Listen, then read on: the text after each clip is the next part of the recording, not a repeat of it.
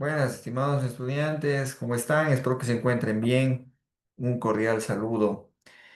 En esta ocasión me voy a permitir conversar o analizar de una forma muy breve y concreta tres derechos reconocidos en nuestra Constitución, establecidos principalmente en el catálogo de derechos de libertad que empieza en el artículo 66 de nuestra Constitución. Los derechos a los que me voy a referir en este video tienen que ver con el derecho a la integridad personal, el derecho a la igualdad formal y material y a la no discriminación y el derecho a la libertad de expresión y opinión. Tres derechos, como les digo, establecidos dentro del catálogo de derechos de libertad y reconocidos en nuestra Constitución, pero también estos han sido reconocidos en tratados internacionales en el cual el Ecuador es parte.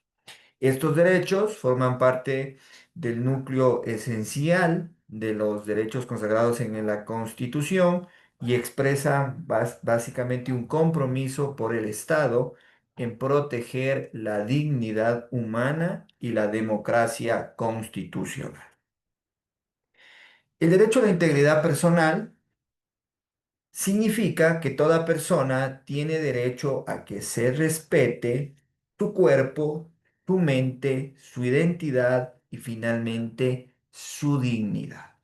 Básicamente lo que dice la Constitución es que se reconoce el derecho a la integridad personal en su dimensión física, psíquica, moral y sexual.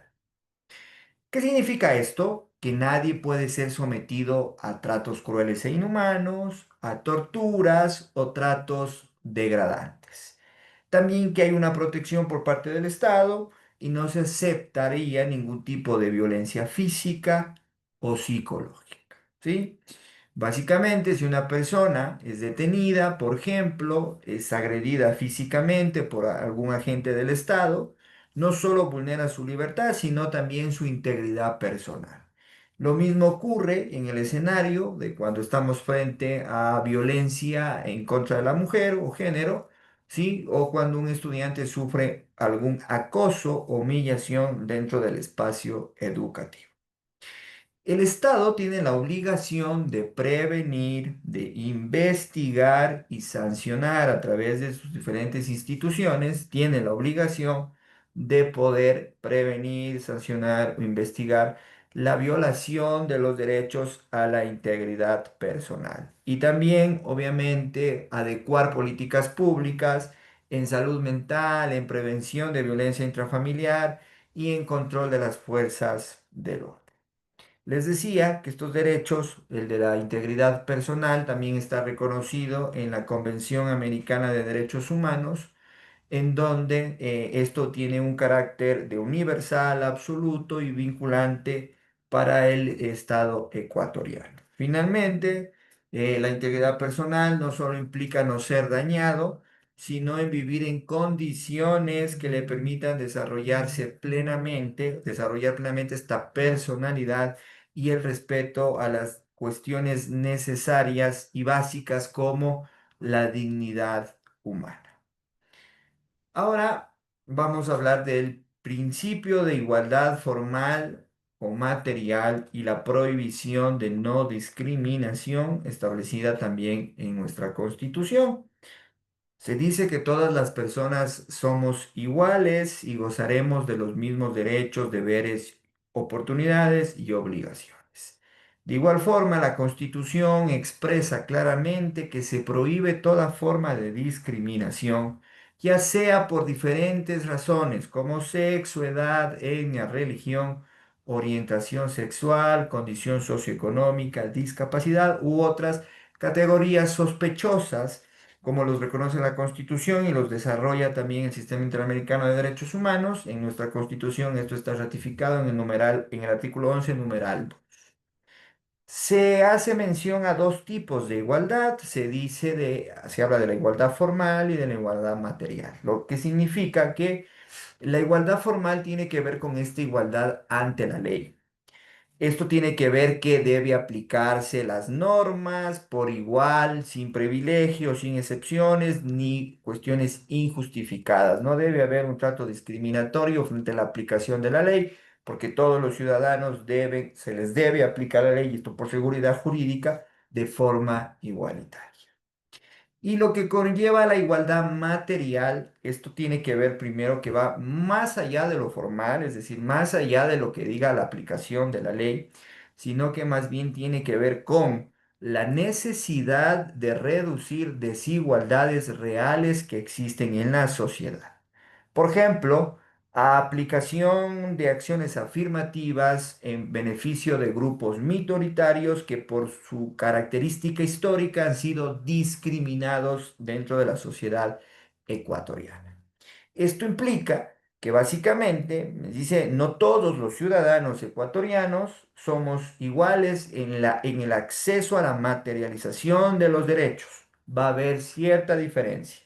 Y cuando hay cierta desventaja o esta diferencia que existe, se debe equiparar bajo la figura de las acciones afirmativas. Entonces, un ejemplo de esto pueden ser las políticas de cuotas de género, becas para personas en situación de vulnerabilidad o acciones afirmativas que expresan esta igualdad material o que permite alcanzar esta igualdad material.